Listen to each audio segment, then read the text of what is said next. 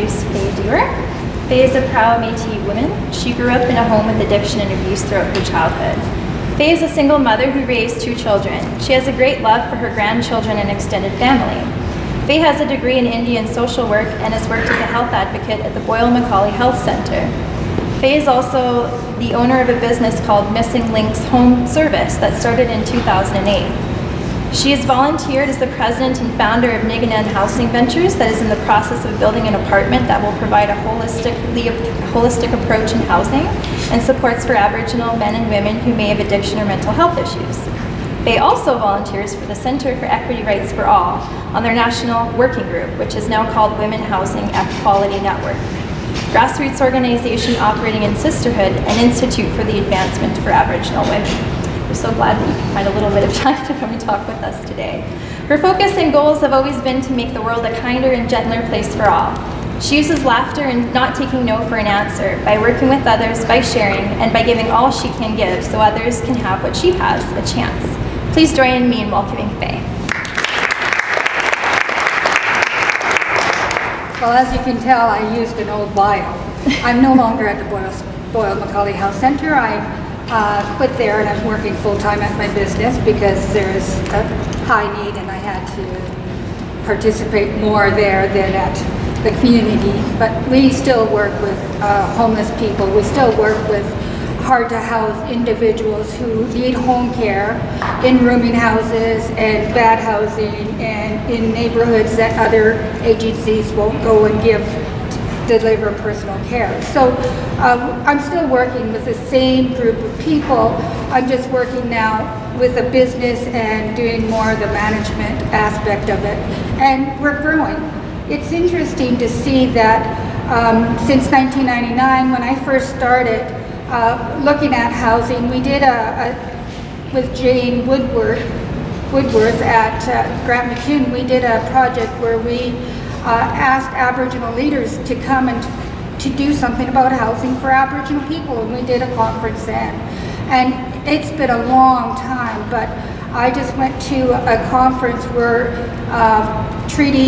the treaty group's Indian Affairs is now looking at putting billions of dollars into doing housing too, and now the federal government announcing this. It's really good news, even though it might not be the housing that we quite need. So when I was asked to do this and to talk about some of the barriers, I found it very difficult because I have so many, and I thought, well, I better get somebody to wave at me because once I get started, I forget to shut up. So just tell me when my time's up because I'll go on. So I've been working at finding and trying to figure out what it is that I'm supposed to talk about when I talked about barriers. So yes, we need affordable, we need secure, and we need safe, and we need supportive housing. We need a mixture of stuff. So we need to be more flexible in our housing, not just a building with bricks. That doesn't work. And so for me, working in the inner city, I started asking, when I started to do Ambrose Place, we started focusing and working and talking to the people, and we talked to them and asked them, what do you want? What do you see as a home? And I had people say, I want my own bedroom. I've never had my own bedroom. I want a stove and a fridge so I can cook wild meat from up north. I can get wild meat, but I can't cook it anymore. So what good is it if that's not part of my home and part of my culture? How am I going to not be able to cook my own meat? So that was part of the things they wanted.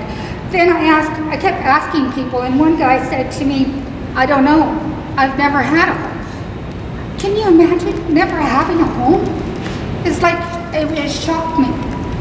I said, you've never had a home? He says, no, I've always been in child welfare. I ran away from there. I've never really had a home. I've had people that I stayed with that kind of became my home, but it was never my home.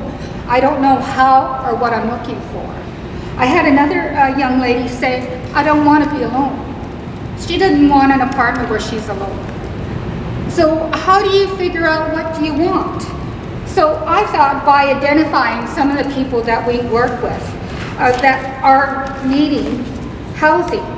So, of course, there's the regular guy who's just down out of his luck and lost his job and couldn't afford his rent and ends up becoming homeless. He'll probably be able to get another job or move on. So those aren't the people I'm talking about. Those aren't the chronically hard to house. Those aren't the ones that are having the difficulties. I'm talking about the person who has a learning disability. Some people cannot read and write, so how are they going to fill out an application? How are they going to understand all the rules that have to be done and all the things they need to collect? It's just not something they're able to do. And they're pushed through a system. Our learning system is a one way of teaching. They teach one way and that's it. And some people and some kids don't grow up to have the ability at that time or that stage or that age to grow and learn. So they end up being lost in the system. And I know this because I have a learning disability. And it wasn't until grade 8 a teacher found out I couldn't read or write. Grade 8. And when I found out and realized that I was smart because I could fool all these idiots. And they are teachers. They're professionals with degrees. How can I not be able to read and write? Well, they didn't have time to teach me. I grew up in a bad situation. My environment at home was not good, so I wasn't able to cope with learning. And the way they were learning was I wasn't able to learn because later on, when I was 21, I found out I had an audio disability, which means I couldn't sound out words. I can't make out sounds. And so at the age of 21, I found that out. I did get better, I did learn, and I did get my degree in Indian social work when I was 36. It took me a little while, but I caught up. So learning disabilities, IQs. A lot of people have IQ issues. They're 75 and under. Their IQ is 75, which is below regular people. So that's about a 7-year-old child in the community, walking around, being an adult, but he's 7 years old. I've got a fellow who has got 6'2", he's about 200 pounds, and he's 7 years old. He just as scary as can be. He's a big native guy, and he doesn't understand. So he went to do a temp job, and the guy said, all I need you to do is sweep the unit, the garage. I want you to sweep. So he went there and he swept, and then the guy says, go do this, go do that. He said, no, all you told me I was going to do is sweep. Didn't comprehend anything and got mad and almost hit this employer. But the problem is that these people are still able and adults, and they need to be able to make decisions. They are adults, and we can work with them and we can help them learn skills. Slow, it might take forever, but we still can give them the opportunity to have housing. And there are some really good projects that were in the making with housing normal individuals in apartments, and then having individuals with low IQs in there so that they could watch, the neighbors could watch and report, and people would come in and help them throughout. That is some of the things that are creative that we're needing. So identifying mental health, of course, we have a lot of individuals who have mental health in the inner city, and they walk around. Some are with medication and some are not. And one of the things, when I did talk to some of them, I said, well, why aren't you taking your medication? They say, well, it makes me slow. I don't feel myself. I don't like the side effects. There's so many different reasons. Things are working. They're getting more. We're having more people in our communities working with individuals with mental health and having a better understanding. But there still is a lot of problems with the stigmatism of being mentally ill, and people don't want you around because you're scary. You scare me, I don't like you, and I don't want you around because I'm scared of you. Not because I don't like you or anything, it's because I'm scared. And when we're scared, we close the door. We don't want you, stay away. Criminal records, people have criminal records, and I find that very hard to deal with, because if they got a criminal record, they have done their crime and they have paid their time, and we still hold it against them in housing. What is that? Is that fair? I just really disagree with that. I've done my time. I shouldn't have to deal with it over and over again. I don't need to face this again. I understand people, again, are scared, but if we keep being scared, we're never going to help anybody. I think people have to learn to trust and gain some level of continuing to care about the individuals that are your neighbors. And if you build that trust, then it's going to be less scary. Because you know that person. Oh, well, Bob's okay. Yeah, he had some problems in the past, but he's now okay. You're never going to know that person is okay until you trust and start to have them as a neighbor.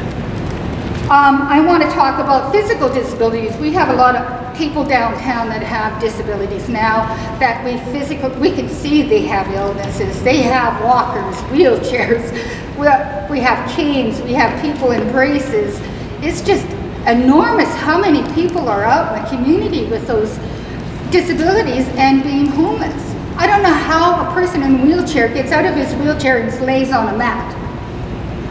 Or does he sleep in his chair all day and all night? I mean, and then we wonder why we're having major wound cares where his skin is corroded right to the bone. Yeah, and then we pay for hospital stays, which are $500 a day. Oh, give the guy a home, please. I mean, that's 2 days in the hospital is a rent, $1,000 rent. It doesn't make sense to me, our logic. I'm seeing disabilities, and I want to talk about this. We have people walking around with HIV, cancer, all sorts of illnesses that are causing them to die. I had a fellow who had a walker. He's a senior. He was being abused. His family would come and steal his money, and of course he would probably just give it to him, and once he had a beer or two.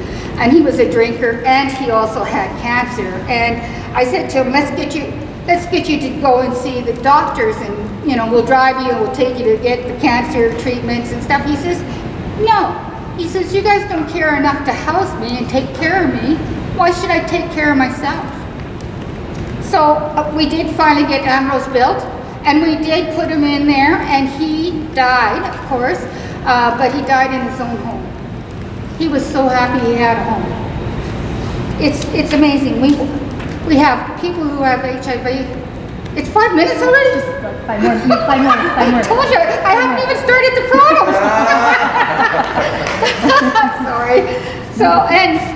So there's a few other things. Addictions, people with addictions, that's my favorite. I had lots of people who were mean and gross and did awful things in my childhood, with people being drunk and being addicted, and they'd come over to my house where my parents had a place, and all these people and strangers would come. And so they would come in, and my parents would pass out and things would happen. I still would want those people to be housed. I may hate them, they might have done some terrible things to me, but if they were housed, they wouldn't be at my home. So I just want people to think about that. If they had their own places, would they be there when my parents were passed out? No. Brain injury, that's another one. A lot of things are not happening for these individuals.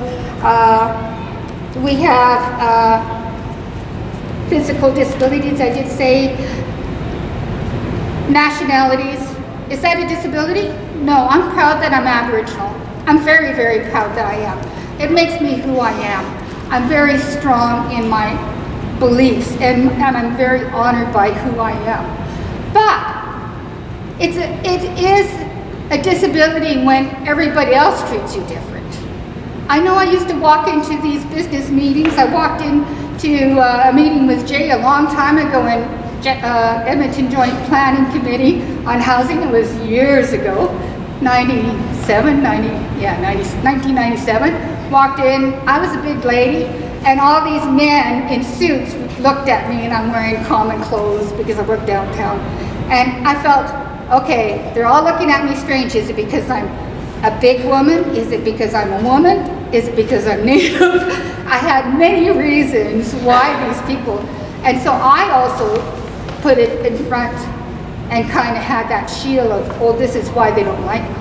But really, it is a problem, and I think we have a lot of barriers to overcome still with different nationalities. I'm Aboriginal.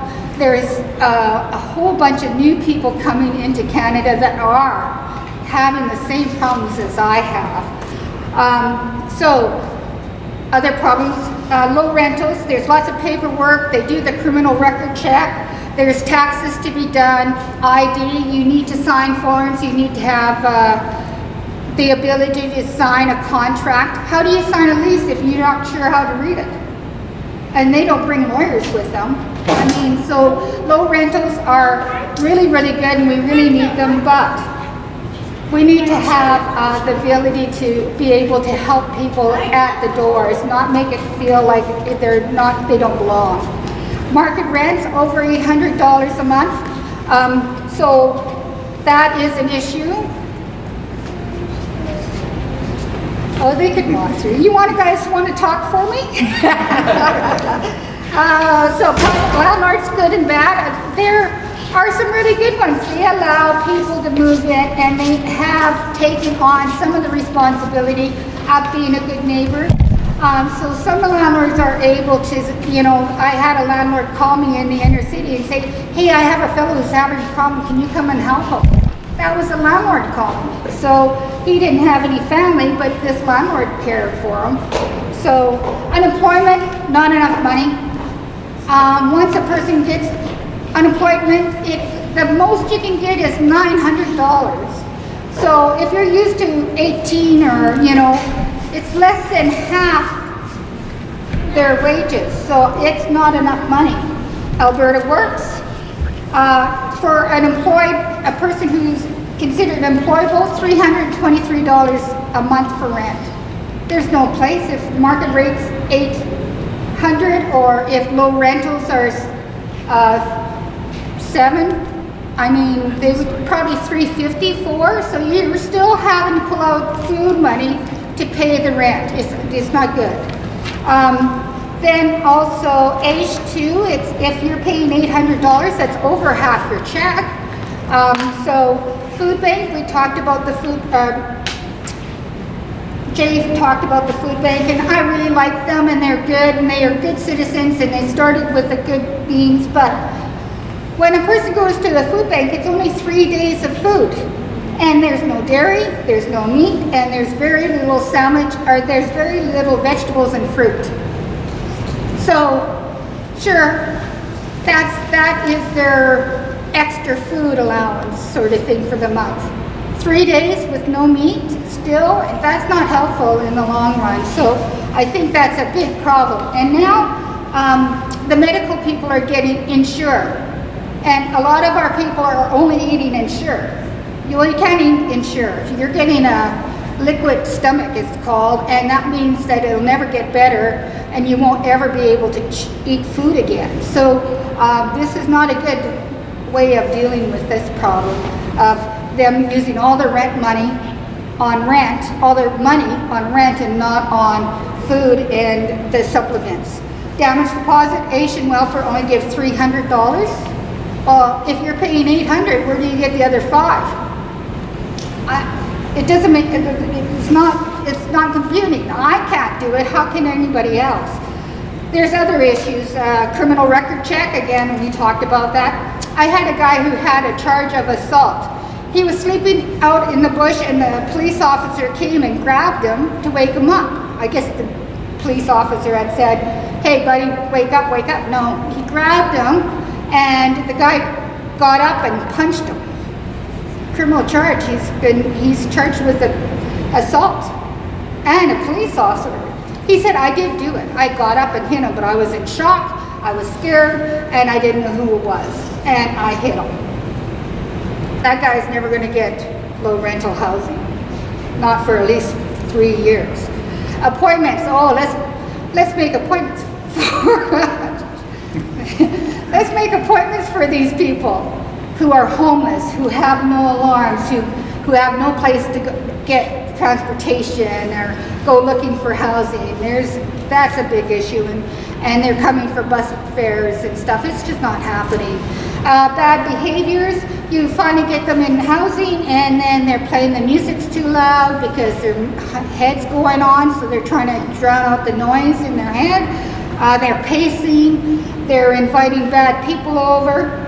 And some people who don't have food, and the ladies who have used prostitution in the past are needing to go back to that just to feed themselves in a house. I mean, it buys them out for the kids. I mean, it's awful. Employment, there is the temp jobs, they're not working. You go and you're supposed to get $20 or $15 a day, and they take off all this extra stuff. We gave you a ride, that's $5 off. We gave you a helmet to borrow, etc. And they take all this money. So they make money already from the job.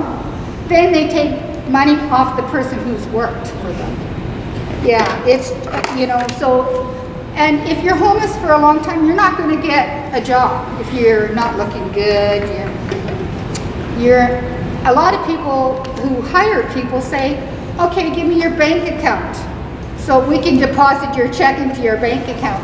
A lot of my guys don't have bank accounts because they have bad credit. They owe money to their spouse for child support.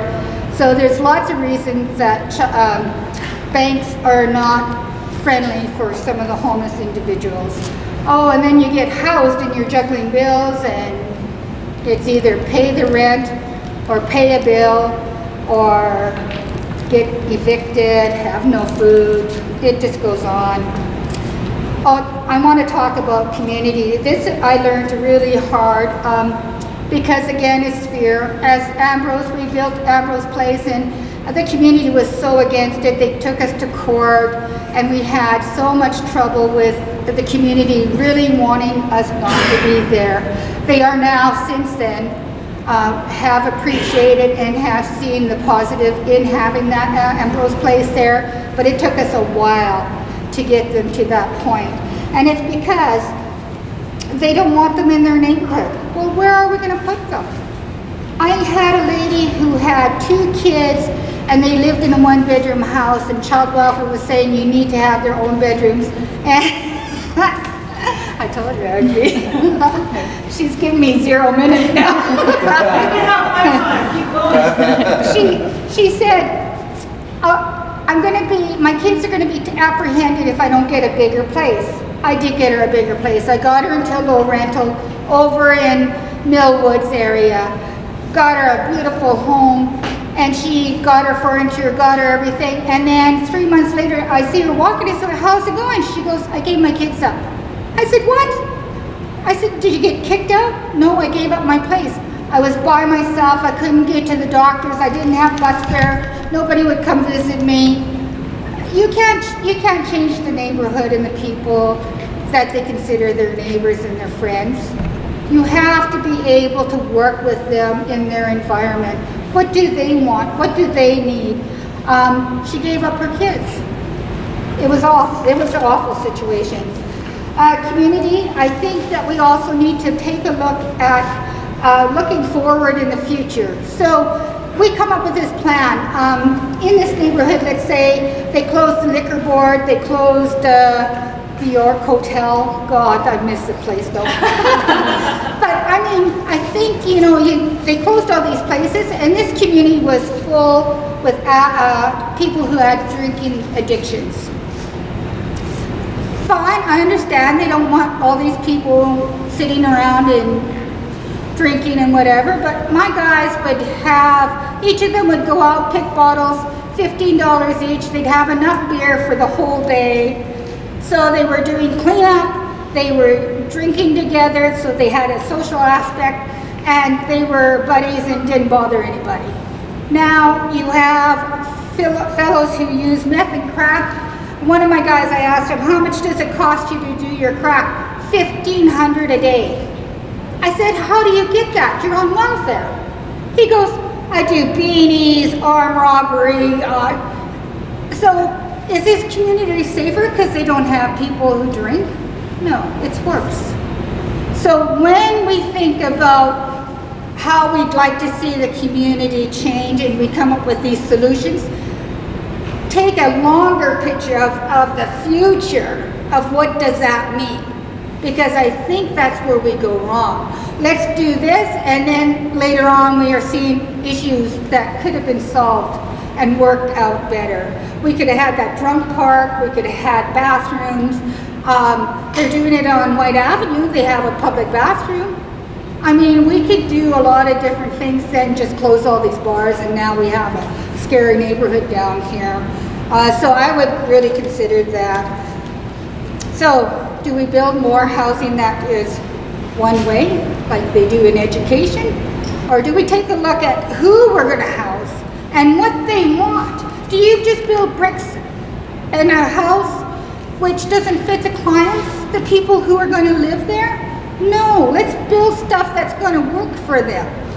Let's build opportunities for all. Let's use their skills and their behaviors and their ways to make life better in our community. I bet you we would have a better time if we go to a community park and we have a guy with mental health and a lady who has FAS and they're singing and dancing and the kids are getting to know people and not being scared of them. I think we need to learn to not be scared of people and house them properly. Thank you.